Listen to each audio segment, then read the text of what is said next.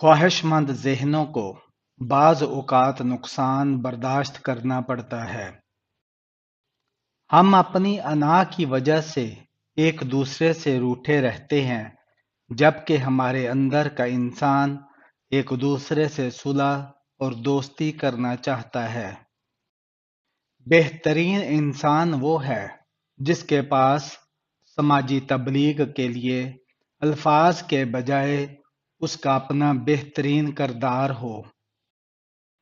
آپ غلط فیصلہ کرنا چاہتے ہو تو سب سے مشورہ کیا کرو۔ تمام بوڑھوں کی نصیحت نہ سنیں، یاد رکھو کہ احمق بھی بوڑھے ہو جاتے ہیں۔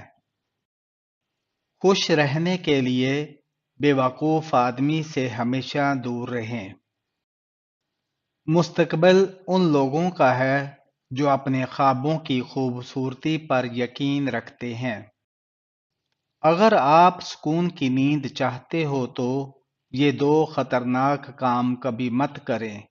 کسی کو غم نہ دیں، اپنا غصہ کبھی دوسروں پر مت نکالیں۔